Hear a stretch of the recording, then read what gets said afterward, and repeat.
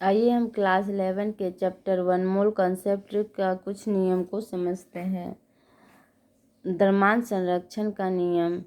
इस नियम के अनुसार द्रव्य को ना तो बनाया जा सकता है ना ही नष्ट किया जा सकता है। इस नियम को एंटोनियो लैवोइज़ियर ने सन 1789 में दिया। इस नियम के अनुसार जैसे कि हम एक एग्जाम्पल लेते हैं, जैसे कि हाइड्रोजन और ऑक्सीजन के संयोग से जब वाटर बनता है तो भार के ख्याल से अगर हम हाइड्रोजन का 5 ग्राम लेते हैं और ऑक्सीजन का 5 ग्राम लेते हैं तो हमें H2O बनने वाले नए पदार्थ H2O के द्रव्यमान में कोई परिवर्तन नहीं होता है। इसका 10 ग्राम ही हमें प्राप्त होगा, जो कि अभिकारक के द्रव्यमान के बराबर होगा।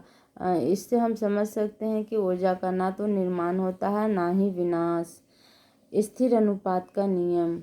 इस नियम को जोसेफ प्राउस्ट ने दिया।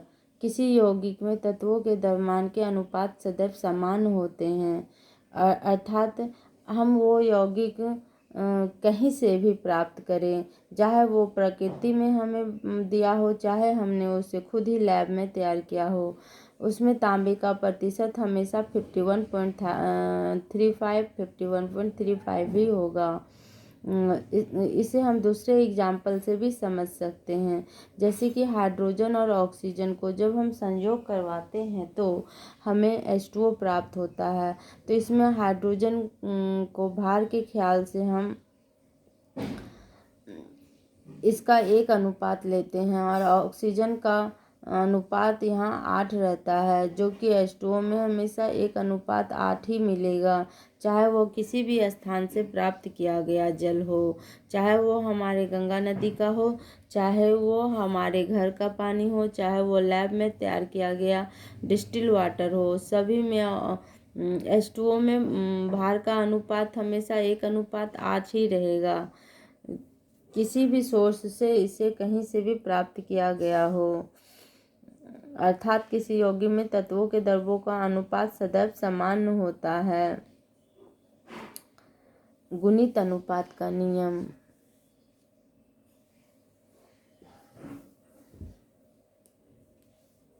यदि 2 तत्व संयोजित होकर एक से अधिक यौगिक बनाते हैं तो एक तत्व के साथ दूसरे तत्व के संयुक्त होने वाले द्रव्यमान छोटे पूर्णांक के अनुपात में होते हैं। आइए गुणित अनुपात को हम समझते हैं। यदि 2 तत्व संयोजित होकर एक से अधिक या एक भी यौगिक बनाते हैं तो एक तत्व के साथ दूसरे तत्व के संयुक्त होने वाले द्रव्यमान जो होते हैं वो सरल पूर्णांक में होते हैं। मतलब कि हाइड्रोजन और ऑक्सीजन जब संयोग करता है तो वह 2 या 2 से अधिक अगर यौगिक का निर्माण करता है तो दोनों में हाइड्रोजन का वह निश्चित अनुपात के ऑक्सीजन जो है हाइड्रोजन के एक निश्चित अनुपात के साथ संयोग करेगा। जैसे कि ऊपर वाले में हाइड्रोजन का अनुपात 2 ग्राम के साथ ऑक्सीजन का 16 ग्राम संयोग कर 18 ग्राम जल दिया है, और नीचे वाले में 2 ग्राम के साथ 32 ग्राम संयोग कर 34 ग्राम हाइड्रोजन परऑक्साइड मिला है। इसका मतलब ये है कि हाइड्रोजन के एक निश्चित अनुपात के साथ ऑक्सीजन का 16 और 32 ग्राम संयोग करता है। मतलब एक तत्व के निश्चित अनुपात के साथ दूसरे तत्व के सरल पूर्णांक जो है जो कि 16 और 32 एक सरल पूर्णांक में होता है। तो 16 और 32 जो है एक सरल पूर्णांक में है, सरल अनुपात में। इस तरह एक हाइड्रोजन के एक निश्चित अनुपात के साथ यह संयोग करता है, जिसे गुणित अनुपात का नियम कहते हैं।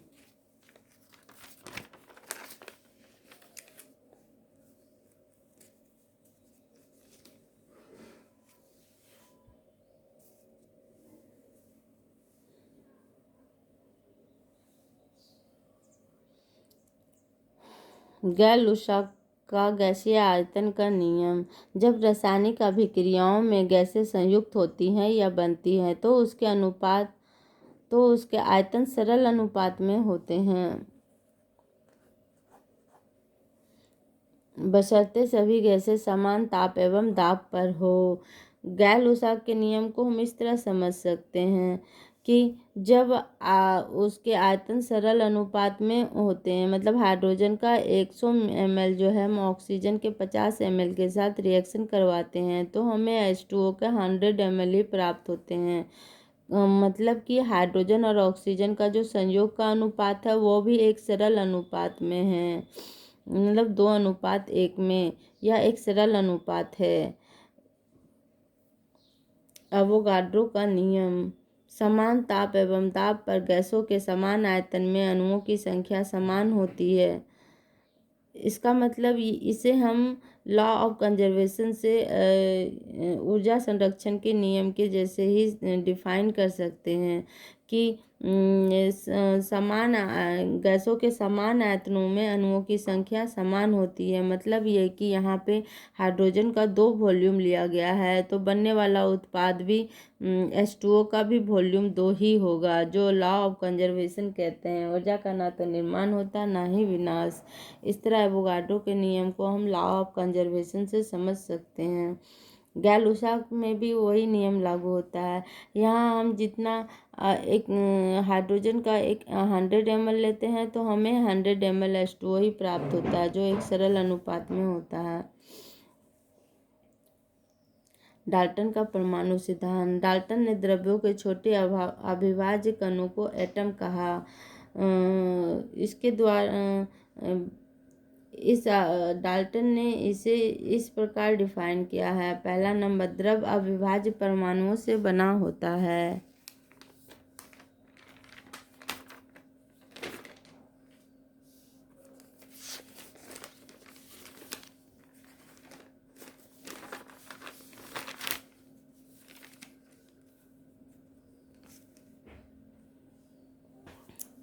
दूसरा, तत्व के सभी परमाणुओं के एक समान द्रव्यमान सहित एक समान गुणधर्म होते हैं। मतलब समान परमाणुओं में एक समान उसके द्रव्यमान होते हैं तथा उसके रासायनिक गुण भी एक समान होते हैं। अब विभिन्न तत्वों के रासायनिक द्रव्यमान भी भिन्न भिन्न होते हैं और उसके रासायनिक गुण भी भिन्न भिन्न होते हैं। एक से अधिक तत्वों के परमाणुओं के निश्चित अनुपात में संयोजन से यौगिक बनते हैं। रासायनिक अभिक्रियाओं में ना तो उन्हें बनाया जा सकता है ना ही नष्ट किया जा सकता है।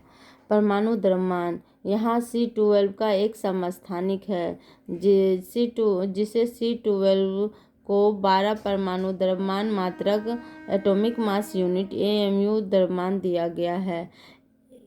इसे हम इस तरह समझ सकते हैं कि अगर हम C12 के 1/12 भाग को हम एक तारबुझ मान सकते हैं और एक तारबुझ के 12 खंड करने पर उसे एक भाग को हम 1/12 भाग के रूप में जब डिनोट करते हैं तो उसी तरह कार्बन 12 का 1/12 भाग को भी हम परमाणु द्रव्यमान इकाई मानते हैं और यह द्रव्यमान इकाई 1 AMU जो है 1.66 × 10⁻⁻24 ग्राम के बराबर होता है। अतः हाइड्रोजन के एक परमाणु का द्रव्यमान जो है 1.67 × 10⁻⁻24 ग्राम है। तो AMU के पदों में हाइड्रोजन परमाणु का द्रव्यमान निकालने के लिए हम number of moles equal to कर सकते हैं द्रव्यमान हाइड्रोजन परमाणु एक परमाणु का द्रव्यमान जो है 1.67 × 10⁻⁻24 और उसके नीचे हम उसके हाइड्रोजन परमाणु के मोलर मास 1.66 × 10⁻⁻24 ग्राम लिख कर सॉल्व कर सकते हैं तो हमें 1.0080 U प्राप्त, मतलब यूनिफाइड। इसे हम AMU को शॉर्ट में U से सूचित करते हैं।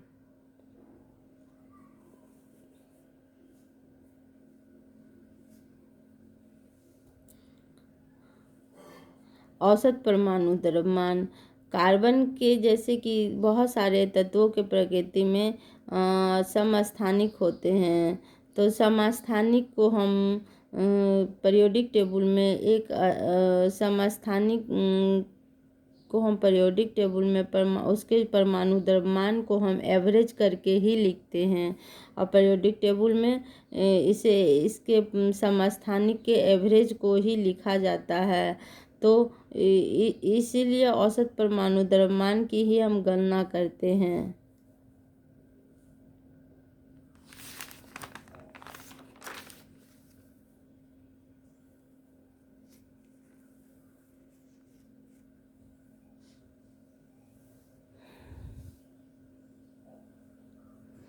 कार्बन का यहाँ औसत परमाणु द्रव्यमान दिया गया है 12U, जो कि उसके समस्थानिक के जोड़ के बराबर होता है। आणविक द्रव्यमान, किसी अणु का आणविक द्रव्यमान उसमें उपस्थित विभिन्न तत्वों के परमाणु द्रव्यमान का योग होता है। जैसे कि CH4 का आणविक द्रव्यमान, कार्बन का परमाणु द्रव्यमान 12 होता है और हाइड्रोजन का 1, लेकिन यहाँ हाइड्रोजन के 4 एटम्स हैं, इसलिए इसे हमें 4 से मल्टीप्लाई करते हैं और कार्बन के साथ जोड़ देते हैं। इस तरह हमें 16, मीथेन का हम आणविक द्रव्यमान हमें 60U प्राप्त होता है। सूत्र द्रव्यमान, कुछ पदार्थों में उसके घटक इकाइयों के रूप में अणु उपस्थित नहीं होते हैं या 3 डायमेंशनल स्पेस में उपस्थित होता है। अतः सोडियम क्लोराइड का सूत्र द्रव्यमान जो है सोडियम का परमाणु द्रव्यमान प्लस क्लोरीन का परमाणु द्रव्यमान के बराबर होता है, जो 58.5U के बराबर होता है। विलयनों में अभिक्रियाएं, विलयन का द्रव्यमान प्रतिशत निकालने के लिए हम दिया गया विलेय का द्रव्यमान बटा विलयन का द्रव्यमान इंटू 100 करते हैं। अब किसी विलयन का मोल अंश मतलब मोल फ्रैक्शन को निकालने के लिए यह मोलों की संख्या और विलयन के मोलों की संख्या के अनुपात को लेते हैं।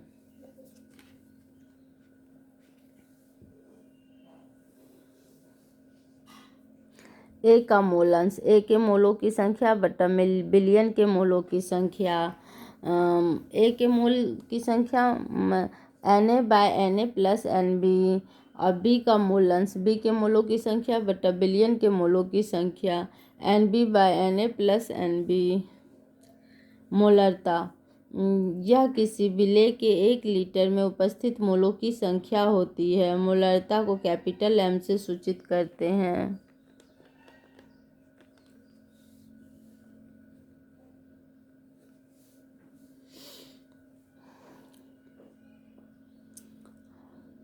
यहाँ बिलियन के मोलों की संख्या बटा विलयन का आयतन हमें लीटर में लेना होता है। मोलरता को समझने के लिए जब हम 1 m NaOH का अर्थ है कि विलयन के 1 लीटर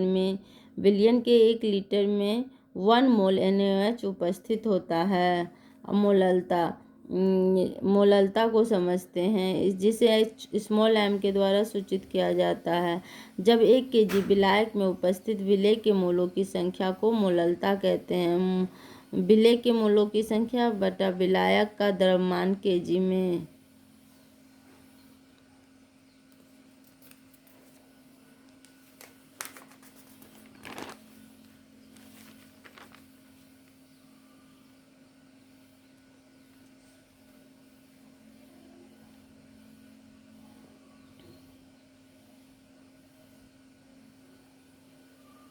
आइए हम मोलरता और मोलरता का कुछ प्रॉब्लम्स को ट्रिक के द्वारा सॉल्व करते हैं।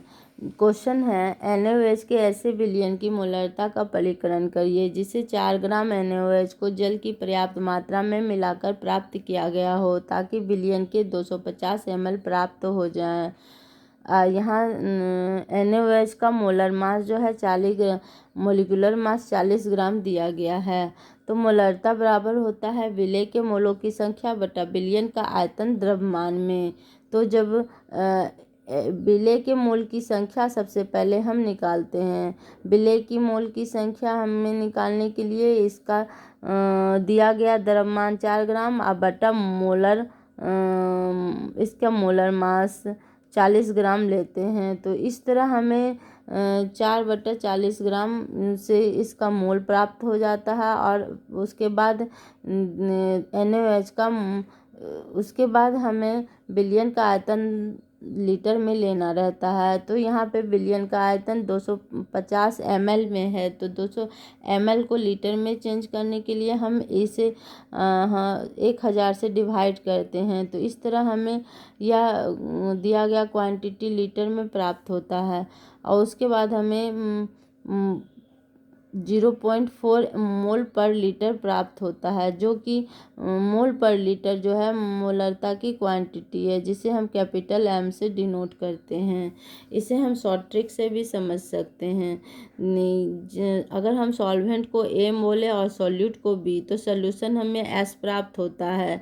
तो इस तरह सॉल्यूशन S जो है, हम मोलरता को डिफाइन करने के लिए यहाँ के अनुसार NB जो है यहाँ मोलों विलेय के मोलों की संख्या है, और VS विलियन का आयतन ml में है, जो कि हमें SI यूनिट लीटर में कन्वर्ट कर लेना है।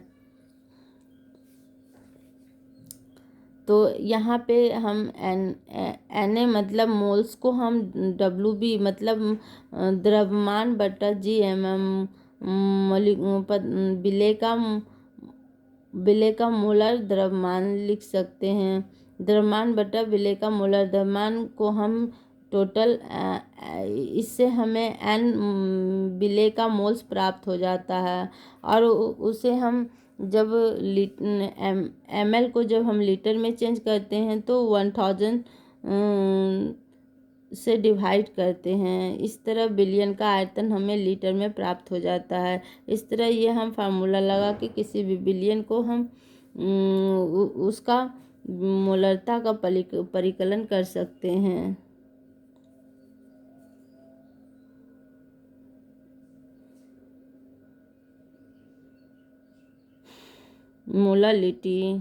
मोलालिटी को आइए हम इस मोलालिटी का जो शॉर्ट फार्मूला है, शॉर्ट ट्रिक से है, इसमें हम इससे एक प्रॉब्लम सॉल्व करते हैं।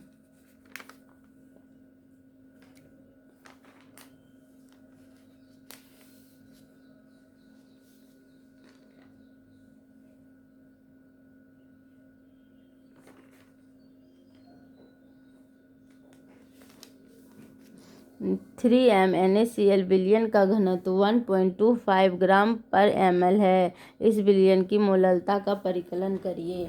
तो यहाँ दिया गया विलियन में हमें इसका मोलरता इसकी 3 मोल पर लीटर है।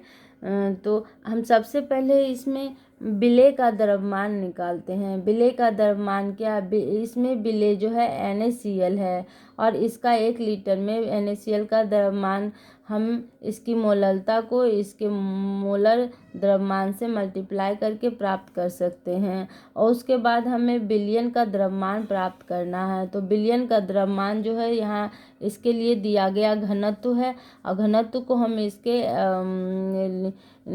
आयतन में घनत्व को हम इसके आयतन से मल्टीप्लाई करते हैं। तो हमें दिया गया हमें बिलियन का मास का पता चल जाता है, बिलियन का द्रव्यमान पता चलता है। जो ml में है, हम इसे आयतन में कन्वर्ट करके इसे आयतन से मल्टीप्लाई करके हम इसे ग्राम में चेंज कर लेते हैं।